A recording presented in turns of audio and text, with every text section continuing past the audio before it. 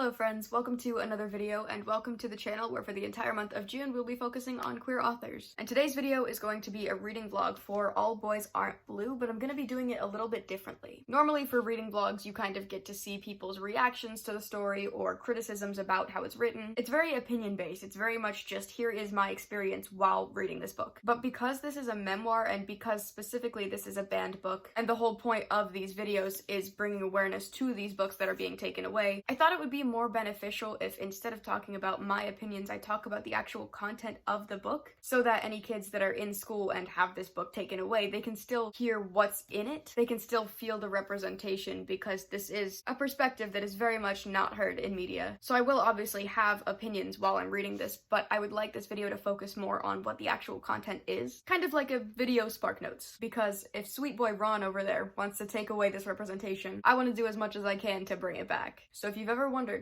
what's inside of this book, I will be going over it in chapters probably, talking about what each chapter discusses. Obviously that's not going to be as good as if you were reading this book yourself because this is their memoir. You're hearing this story from the person's voice. It's not going to be the same coming from just an observer, but it's better than nothing, you know? This is George M. Johnson's debut story. It's a memoir about being Black and queer in America. Right away, I just want to say the cover is gorgeous. I am going to take this $7 off Barnes & Noble sticker.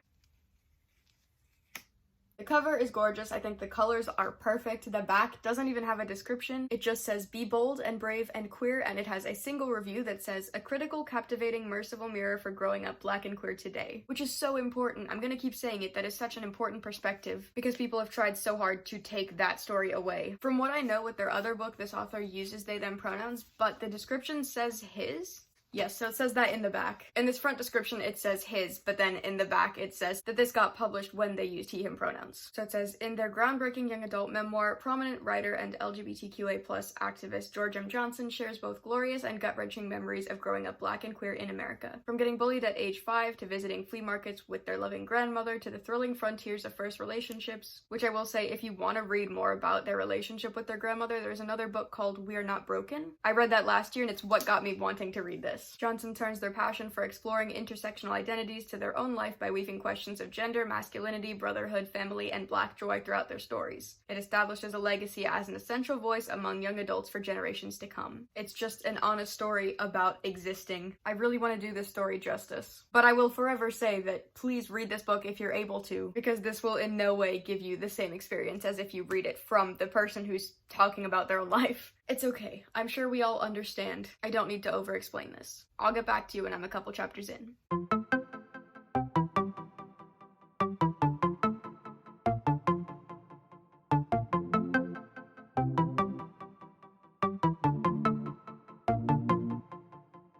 I'm only 15 pages through this book. I only just started, but I already have so much to say about it. First of all, even though I haven't even gotten into the actual story, I'm still just in the introduction, I can already say with complete confidence that I wish every single person could read a book like this. Same thing goes for Genderqueer, which was the only book above this one in the top banned books. People are trying so hard to take these stories away. Genderqueer focuses on somebody who's non-binary and asexual, and All Boys Aren't Blue focuses on somebody who is Black and queer. I am so grateful that I get to own these books and that I get to read these stories and that I get to talk about them, and it makes me so angry that children aren't being allowed to see these stories because they're written for kids. The whole point is that they're trying to have this representation in media for kids to look up to, so that children can look at these books and they know that this is a possibility and that this is okay and that other people have had these conflicts in their lives and that they've turned out okay and that you have options. I wish I had read books like this when I was younger. I think it would have meant so much to me to be able to see this representation, and at least I get to read it now. But for kids, that these books are out, these books are out in the world and people are taking that away from them. The introduction to this book is called Black, Queer, Here. I told you I was writing notes. I'm going to tell you to the best of my ability what this book says because I don't think I can sit here and read it word for word, although I really wish I could, but I'll do my best to summarize. And then after this, the story is split up into 4 sections. It's 16 chapters, so I'll probably check in maybe every 4 or something like that. I am going to read the author's note in its entirety because I think that is so important when you're talking about banning a book like this, because it directly talks about that type of situation. In writing this book, I wanted to be as authentic and truthful about my experience as possible. I wanted my story to be told in totality, the good, the bad, the things I was always too afraid to talk about publicly. This meant going to places and discussing some subjects that are often kept away from teens for fear of them being too heavy. But the truth of the matter is, these things happened to me when I was a child, teenager, and young adult.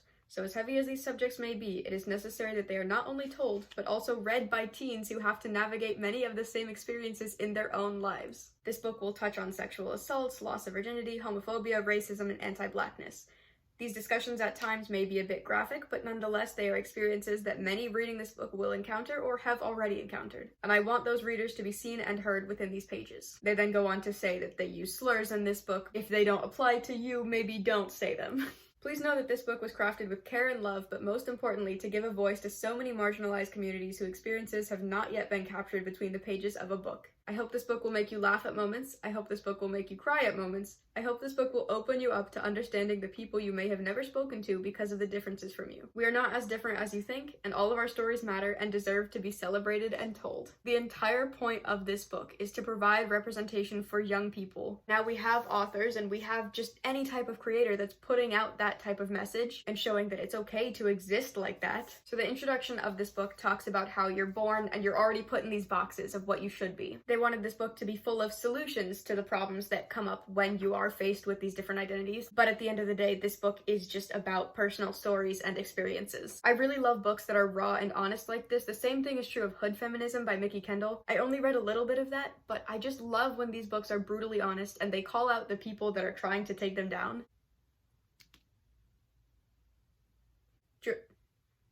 Johnson was born into an existence of being both Black and queer. You are treated differently for both of those things. For a while, they tried to be acceptable, they tried to fit in, they tried to do everything the right way. In college, they joined a fraternity where they found other people and a brotherhood and a bunch of people who could support each other. It says, I got to live in totality and, for the first time ever, exist as both Black and queer in the same space and to be loved for it, not shamed. I never thought about immortality before. I always assumed that my mortality would be linked to my inability to survive as a Black queer person.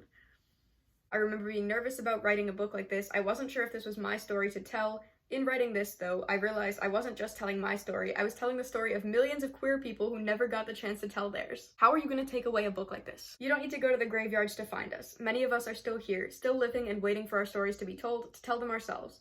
We are the living that have always been here but have been erased. We are the sons and brothers, daughters and sisters, and others that never get a chance to see ourselves, nor to raise our voices to ears that need to hear them. Genuinely full body chills every single time I read a page in this book, just because I so desperately want to see more perspectives like this, and it fills me with such genuine rage to think that people are trying to take this away. Typically, it's a good idea to stay away from politics, but when that is threatening your existence, I think we can make an exception and talk about it as much as we would like. And politely, if you have a problem with that, you can either skip these videos or preferably leave my channel entirely, because this is something that we should be talking about, and if you're not ready to hear it, then maybe you should get out of here. Because unfortunately, quietly, passively, just existing, that's not gonna do anything. That's not gonna make the situation better. So if you're uncomfortable listening to this, either do better or get out.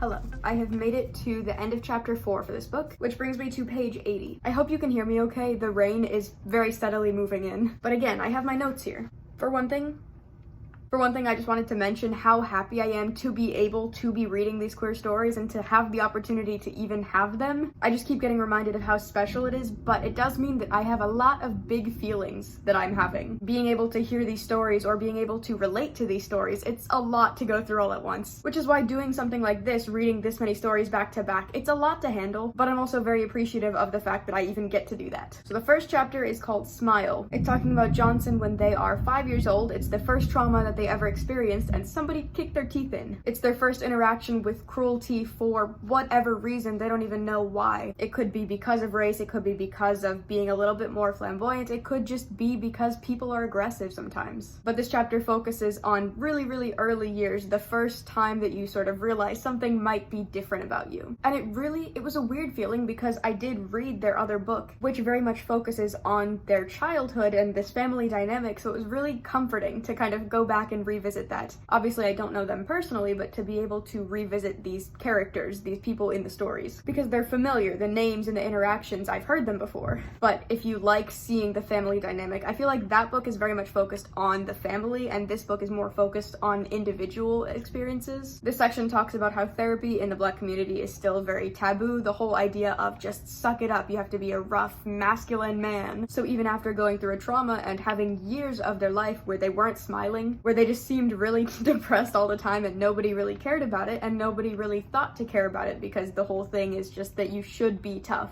as long as they are not outwardly showing that something is wrong. Although if your child is not smiling a lot of the time, that could suggest that something is wrong, but they just didn't address it. And instead, the family very much held on to each other in times of trouble, emotional or financial or whatever it may be. Their families just kind of hold on to each other and hope for the best, because it's a sign of weakness to go to therapy or to suggest that you need mental health help. It made me so sad when they said that they forgot how to smile because they didn't do it for so long, because in the back of this book you're given a picture of them smiling and it is such a beautiful smile. And it makes me so sad that people are able to take that away just by being hateful. And this section also talks about being queer while being Black and vice versa, experiencing one with the context of the other, which is something I've talked about in the past couple of videos. It affects how you exist in both spaces. It's an idea that I've been thinking about for a while. Being somebody who is a minority or two, it's just something that I've been thinking about, and it felt really validating to see it written in this book, which I think is kind of my main takeaway, is just every single page in this helps me feel so validated in everything that I'm feeling. The author is writing about things that I have been thinking about and experiences that I had, and it's so comforting to just see that other people have the same experiences. And then on the side here, I tried to write something positive that came up at the end of the chapter, since they did mention that that was kind of a goal of this book. And for this one, the positive twist to the ending was that their family, their brother or cousins or whoever, went back and found the people that kicked their teeth and went and beat them up.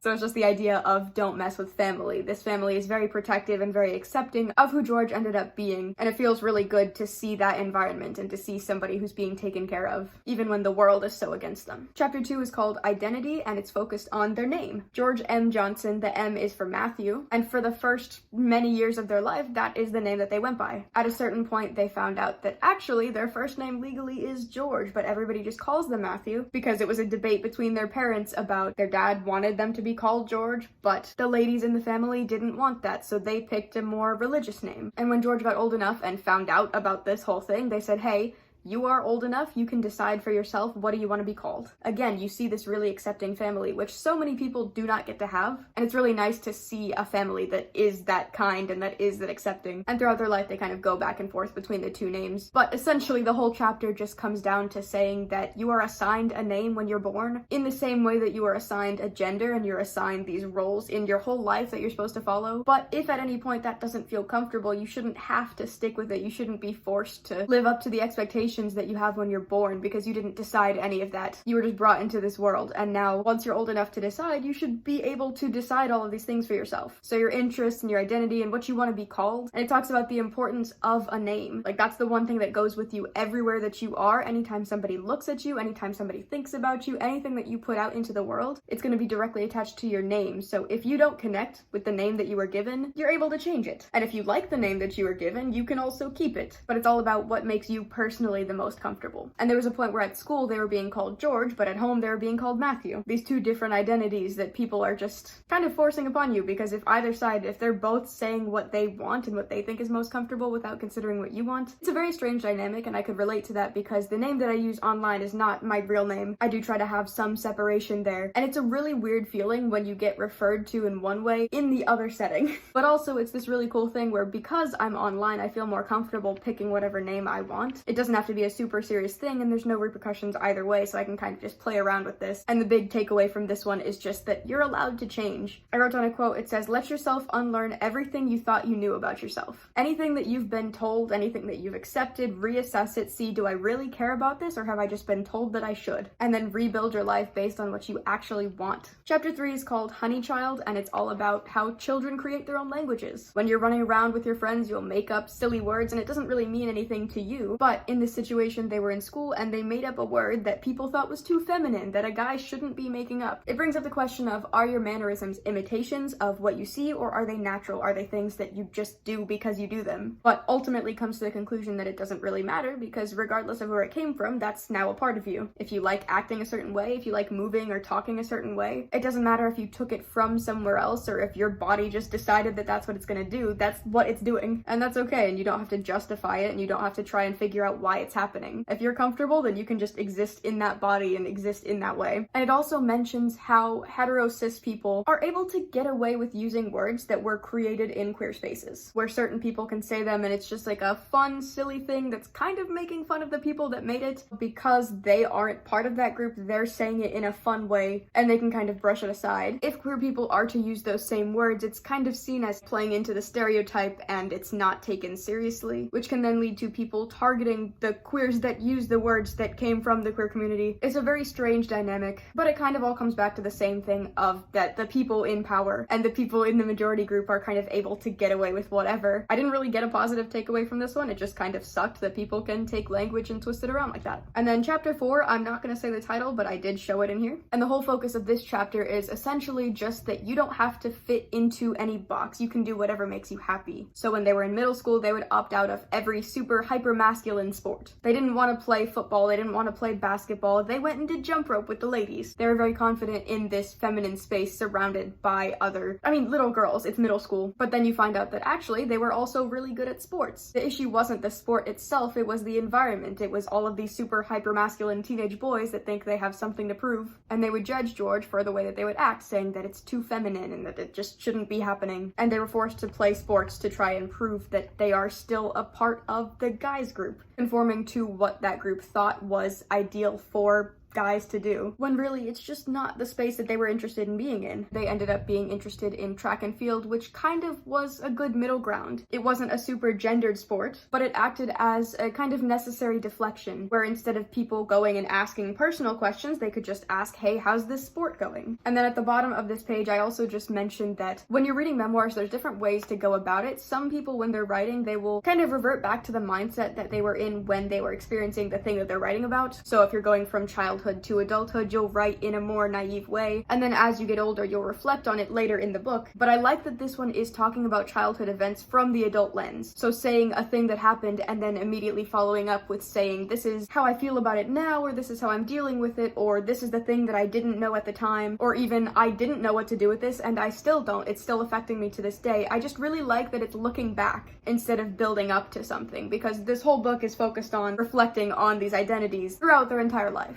Anyways, I'm gonna go because the rain is getting louder and you are perched on a window, so I just feel like this isn't the best recording setup. I'll get back to you whenever this stops.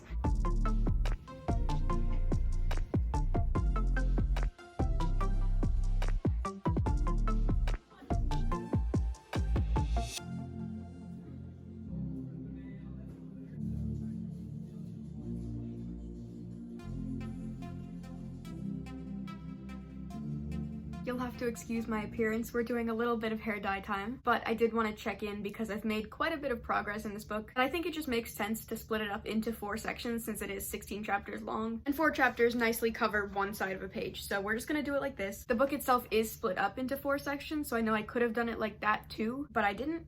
So we're just gonna move on. So chapters 5 and 6 are still part of the first act, which is called A Different Kid. Chapter 5 is called Honest Abe Lied to Me. The focus of this chapter is how people made it such a big deal that Abe Lincoln freed the slaves and that it was this whole magical thing that happened, and then getting older and realizing that there's so much more to that and that really it wasn't as great of a thing as school makes you think it is. And I thought this chapter was really interesting because it was things that I have never seen before, so I'm sure that lots of other people have never heard it because the schools just don't really want you to know, because it just looks that much worse. It talks about how Black students are being taught white history, how pretty much everybody in America is being taught only white history. When you're in history class, they focus on all the triumphs of white people moving from Europe and coming to America. They try to romanticize the idea of dinner with the pilgrims. We had a whole thing where you dressed up as either a pilgrim or a Native American, which is a whole thing in itself, but we had a whole day of acting out this scene where we all have all the food and then we bring the food across to the other classroom and we sit and we eat together. You're taught that it's a very friendly interaction and that they're helping each other. They're providing food for their new friends that just got here. And then you advance in life and you realize that they were not friends. But the same thing is true of what you're taught about who's in charge. When you're learning history, you're only seeing all of these white presidents. They talk about representation of Black power. Seeing authority figures who were not white allowed them to feel like they could be somebody. Any type of representation allows minorities to feel like they can also achieve these great things. And it's stuff like that that can become such a cycle, because if you refuse to let people, based on whatever, if you refuse to let them be in power, then the people that would look up to them aren't able to see that, so then they don't even think to imagine it because they don't think it's possible. So the more representation you have, the more diverse everything is going to be, because more people are going to strive for it. They know that it's possible to do that. This chapter talks about how they have Black History Month, where all of a sudden there's so much focus on them, and points out that White History Month doesn't need to be a thing because it's always there. And it also goes into how symbolism gives people hope, but it's also a threat to change. People bring up the argument of, oh, but look how far you've come, versus, oh, but why did it take you so long to get there? You have this moment where a president is acknowledging that slavery is a bad thing and that we should get rid of it. And history classes cling on to that and they say, oh, look at this good moment for people of color where they're finally getting treated like equals. This is the turning point. And it gives people hope that maybe things can get better, but then people will look at that and say, oh, but look, you were slaves and now you're free. And that's a big step. That's a big accomplishment. Look at how far you've come. But when you're saying that, you're not considering why they were in that bad situation in the first place. It's just kind of a way to make yourself feel better about the situation without actually doing anything. You kind of just think that, oh, well, look, it could be worse because it was, but that doesn't mean that it should have been that bad to begin with. I really wish that everybody could read this book, because I just know this isn't going to adequately display everything that the book is trying to show people. There's a page where it has quotes from Mr. Abraham Lincoln that I have never seen before, but it's very pro-slavery. It's him saying that if it was an option to do whatever he's doing without getting rid of slavery, he would. And if he can do what he's doing by getting rid of slavery, he will. So really, he doesn't care about the slaves whatsoever. He cares about this bigger goal, and this was just the way to do it. So he's not as great of a guy as he's made out to be. And that was interesting to me because I've never seen that before. And then the chapter rounds out by saying, if you won't fight for yourself, who will? And that's what led George on this whole path of activism, just fighting for their truth, fighting for representation, because if you can't do it, why would anybody else, you know? And they said to ask tough questions, to call out misinformation, to really keep yourself educated, because truly the greatest tool that we have when you're fighting oppression or when you're being attacked for your identity is just education. Knowing your history, knowing where everything came from, knowing that there are other people like you who have dealt with similar things. It's what helps you get through stuff like this. And it also acts as fuel for moving forward from there. They say use history and shared experiences as a tool. Chapter 6 is called You Can't Swim in Cowboy Boots, and it's just a little story about how they went to the store and everybody in their family and everybody in their age range wants these really specific pair of sneakers. They don't want sneakers, they want cowboy boots. And they find a pair that is perfectly a blend of masculine and feminine, which really fit with what they were going for because they've always wanted to stand out, and now here's these cool new shoes that nobody else is wearing. They tell a story about how they're at the pool, they want to learn how to swim, and their cousins push them in. And from there they have to swim for hours back and forth until they know how to swim, which you shouldn't do. You shouldn't just push somebody into the pool, but it's also a story about how no matter what, this family is going to be there for each other. It taught them how to fight for themselves. You get thrown into the pool. You literally are thrown into the deep end, and you have to just make your way out. You have to learn how to be okay with it. But also, if there is genuine danger, there is a family there to support you. It asks, are you willing to swim? Are you going to fight for the right things, or are you just going to let people float away?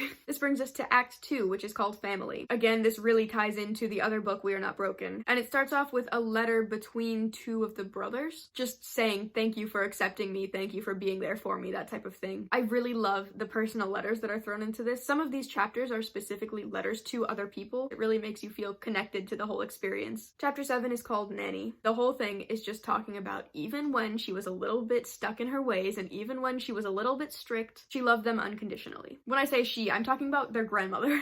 She said, "I love each of you differently because each of you needs different things." And that really helped Johnson be more comfortable in who they are, because no matter what, there's gonna be love. Again, going back to the idea that this family is gonna support each other. She was really big on side hustles, on making as much money as she could, and on allowing all of her children to do anything that they wanted to do, working extra hard to make sure that the conditions were as good as they could be. And Johnson addresses how lucky they are to grow up in an environment like this, because 40% of queer youth are homeless, because their parents are just not accepting and don't want to take care of them. I can also say that I live in a very accepting family. They might not always understand. That is something. You can live in a house that is not understanding, but they are accepting. They may not connect and they may not relate to the things that you're going through, but they can choose to acknowledge it, and they can just say that, I know this is a real experience for you and I'm gonna be here for it. And it really sucks that so many kids don't get that, because everybody deserves to be loved no matter how they identify. That should be just such a base level thing. If you have a child, unconditional love. Like, there's no debate about that. When you have a kid, you're signing up to accept anything that comes with them. So it's just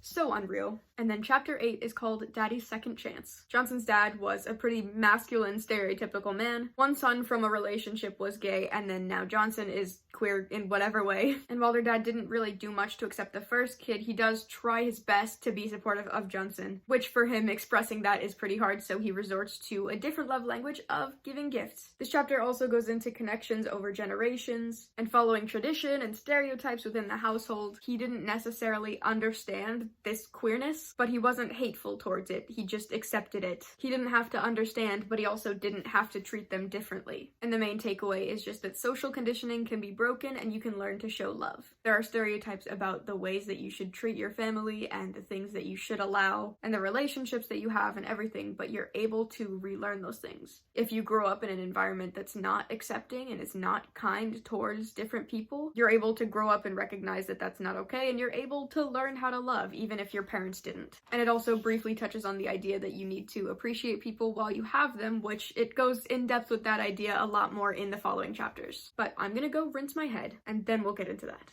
Welcome to the wrap-up of chapters 9 through 12. Also, the hair turned out okay. My mom was a little bit concerned about us having such bright rainbows because people are dangerous and scary and they do bad things just because of seeing a rainbow. But at the end of the day, if anything happens to me, for one thing, it'll be great publicity for my videos. But also, if anything is to happen, it's not going to be because of something I do, it's just because of how I am, and there's nothing I can do about that, so wish me luck.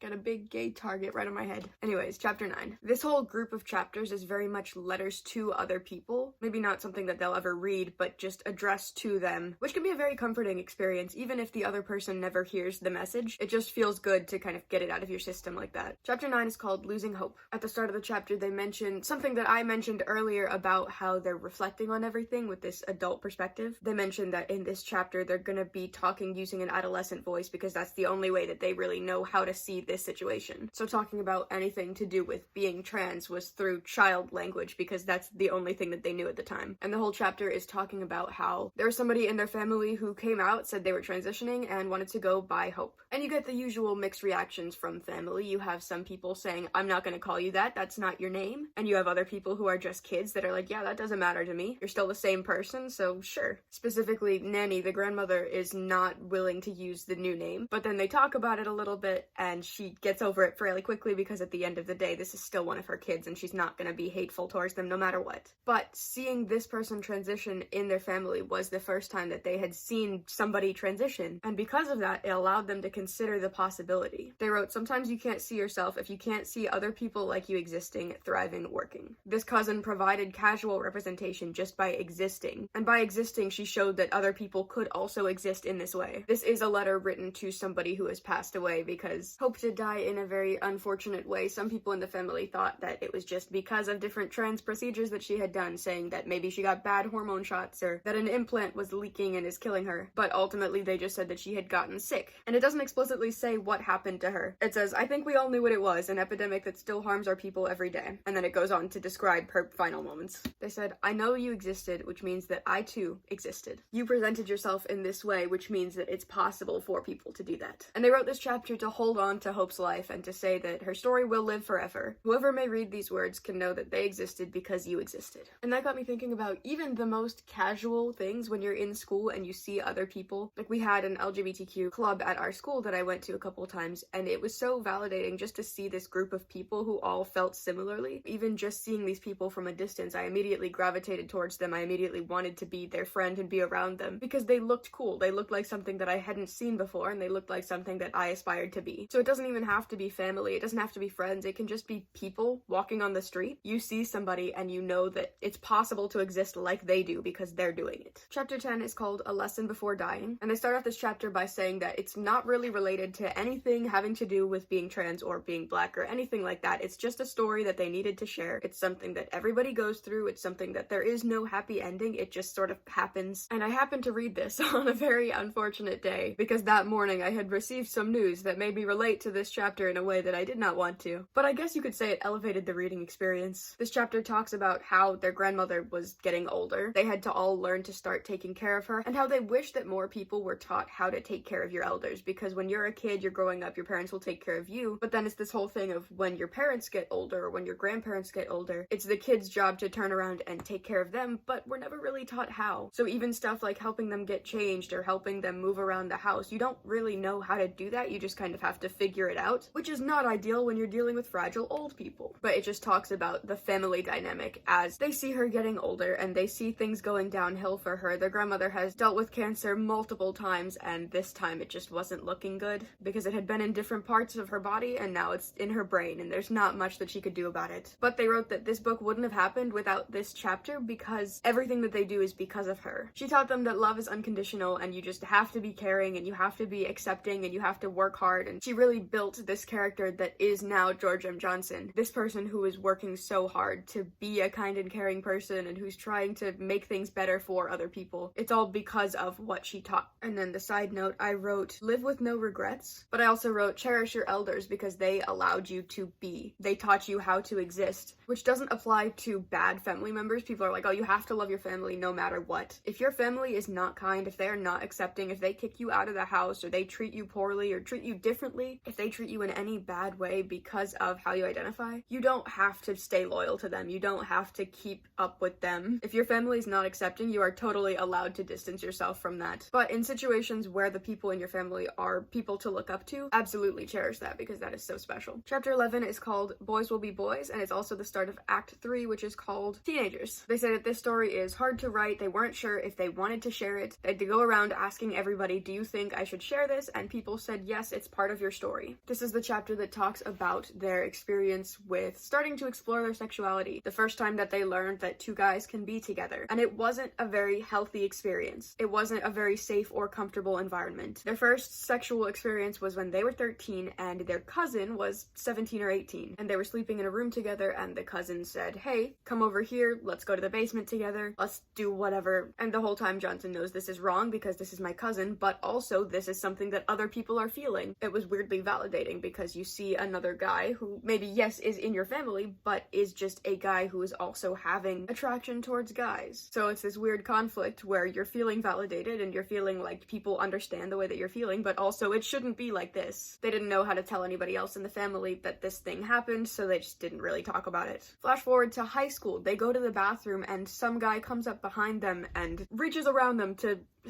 bad and invasive and assault. Do not just grab people in public bathrooms. And this encounter shut them off from sex for a long time, for many, many years, because that was just so invasive and bad and just really made everything to do with that a bad experience. But it also showed them, the person that did this was fairly popular at the school, so it showed them that there are a lot of queer people just existing around them, and they can kind of sense each other a little bit. They kind of know that they're there, but just the fact that they are everywhere, they're all trying their best to fit in and to try and make it not known, except for in these private spaces. This third interaction was with somebody who did end up getting killed, so it's a hard conversation to have because when your abuser is killed, you don't really ever get any end to it. There's never going to be a point where they come back and they're like, oh, I'm sorry for what I did. And you also never get to go to them and say, hey, I forgive you, or hey, what you did was wrong, but I understand why it would have happened. It's just very much cut off and you can't do anything from either side. But this third interaction, they write about how this person maybe just wanted love in the same way that they did, and they tried to interpret the abuser's behavior with the context of his past. So saying, yes, you did these hurtful things to me,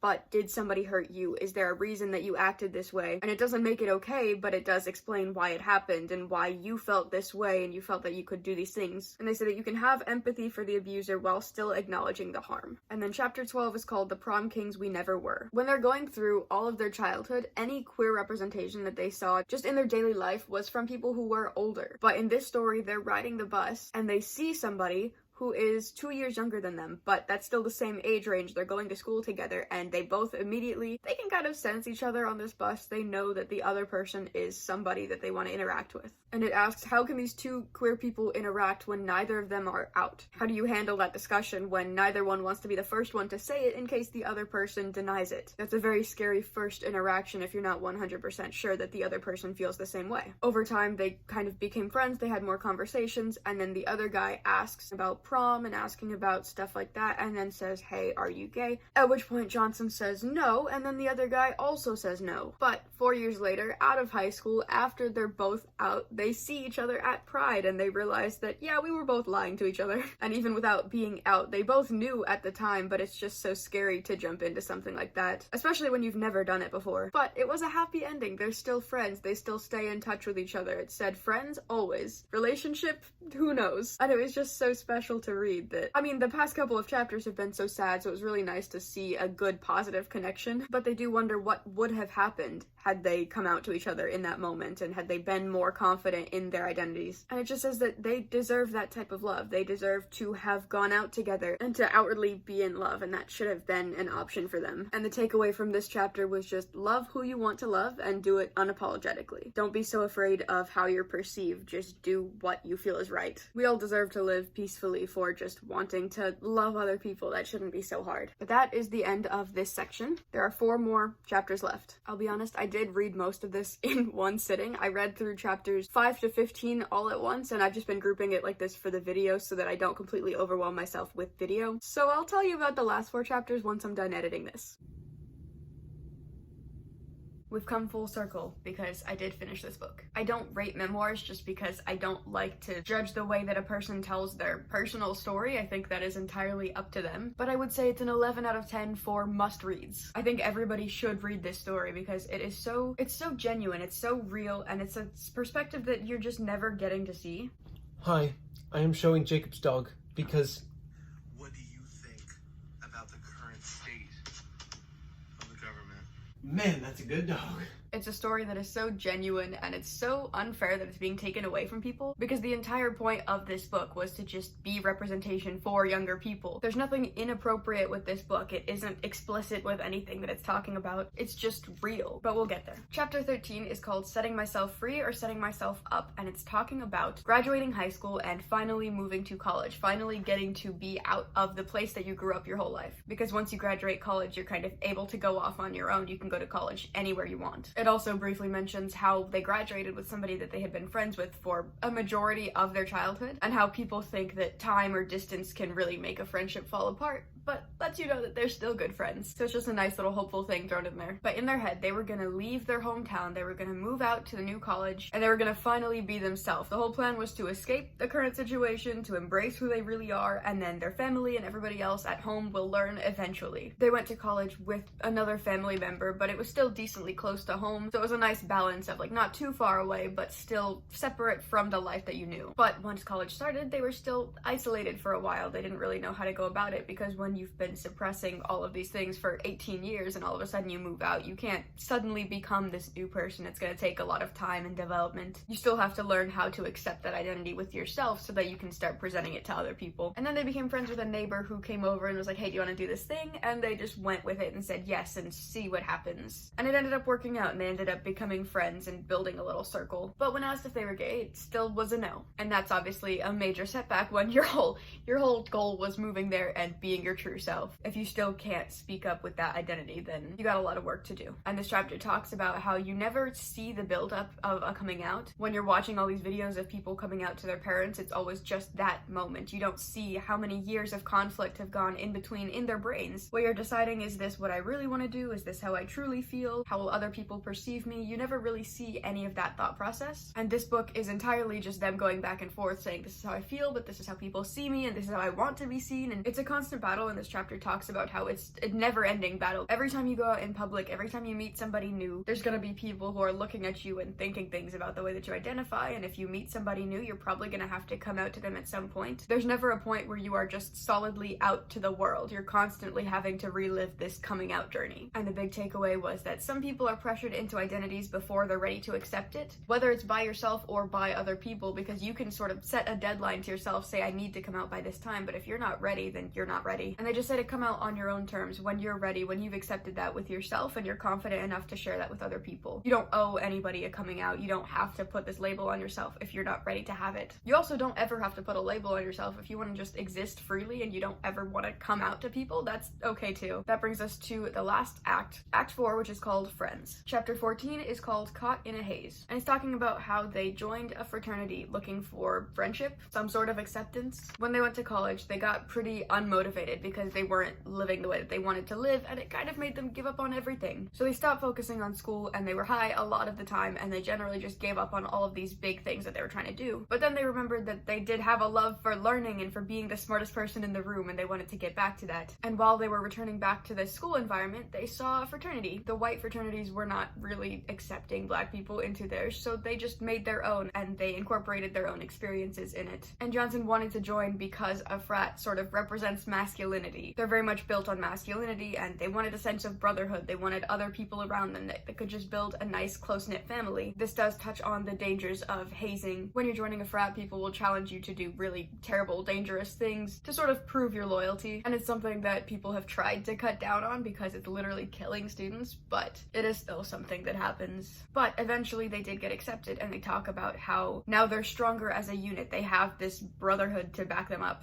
And by joining this family, they became the top of a black societal pyramid, which people supported. Their family and their friends were all excited that they're now part of this group. And the takeaway was that masculinity can be defined on your own terms, so define your truth. You're able to exist in these spaces even if you don't think you fit the stereotype. Chapter 15 is called Losing My Virginity Twice. They hadn't had many sexual interactions. There were the ones that we talked about before, but nothing serious, and also nothing really that was by choice. There were no good experience up until now. When they're 21, a junior in college, and they finally trust somebody to be with them sexually. And it was their first positive experience with this whole thing. They learned that sexual interactions can look how you want them to look. You don't have to be forced into them. They can be completely comfortable as long as you communicate with the other person. But the whole time, since they had never done it before and the other person had some experience, the only thing that they were going off of was seeing hetero adult content. They didn't know what it looked like between two guys. So they just kind of fell into these roles that they had seen, but they didn't really know how it played out in this setting. Over time, they got more sexually confident, eventually having a partner that first time they had been the top, but this time the other person wanted to do that. So that's why it's twice. And that's a whole different experience. And they said that this whole process would have been aided by more representation and by more education, because especially in sex ed in school, you're only taught hetero relationships, and for the most part, you're only taught don't do that, it's bad. Whereas if we were educated on the ways that you can do things and how to do things safely and how to do things comfortably, and if we focused more on communication, if our education was focused on how to have a good time instead of just how to procreate, this all would have been so much easier, and it probably would have been safer and less painful and less complicated and confusing. So just teach your kids about all type of sexual interactions. Have open conversations with them, because otherwise they just have to go in and experiment. And especially when queer people are so used to repressing all of their feelings, they don't really get into stuff until they're older, because you feel like you're not able to do that when you're younger. So maybe when you go out to college is your first experience, which means all the experimenting that a kid would normally do in their teens when they're in their family environment, like they're able to go for help if they need it. Now you're an adult, you're separate from all of that, and you have to figure it out all on your own, which just generally generally is a lot less safe. It says queers have to have trial and error instead of just being educated and knowing what they're getting into, and we deserve resources and education. And then the last one, chapter 16, is called I Don't Know Why I Didn't Call. They're driving back to college, which also when they're saying goodbye to their parents, it mentions that their dad gave them a hug goodbye, so we're seeing growth with his ability to show affection, which was nice. But they're driving back to college, and on the way they're calling all of the fraternity brothers just to make the drive go faster, and when they get to one person that they're very close with, they decide, no, I'll call him closer to the end. And once they get closer to the school, they get a call from one of them that says, hey, this person just died. This is their first proper encounter with death. Yes, their grandmother wasn't doing the best, but she was still around. This is the first time with a death that is very close to them, and they don't really know how to handle it, because you never really know how to handle it, especially when it's your first time dealing with that. And everybody that's in this frat just very much had to stick together because that's a friend that they had that is now gone. And all the people in this group very much treated each other like brothers. This is the first place that Johnson started to come out as gay. It was the first place where they felt that they could be part of two communities, where you can be part of a straight community and you can fit in where you need to, but you can also be out and open with queer people, and you don't have to change yourself to fit in with either group. You can just exist. But their very close friend died. They went to the funeral, they had the whole ceremony and everything like that, and then they just had to go back to regular life. There was no time to process, there was no therapy, there was no healing, because again, they were taught to just move on and to not think about the emotional side of things. And then it talks about how, being a Black queer person, they have gone through so many little deaths in their life. Every new identity is the death of an old one, but also that means that a newer, more authentic identity is being born, and that they're probably just going to continue that journey for the rest of their life. The takeaway is that time waits for nobody, so just live your life as authentically as you can. Be true to yourself and how you feel, because you could die at any time, and it would suck to die without knowing that you lived your truest self. And that brings us to the afterword, which is called All Boys Aren't Blue. They did end up graduating college. They went through a lot of life experiences, and they're ready to live the rest of their life. And I wanted to read this because I think it's really important.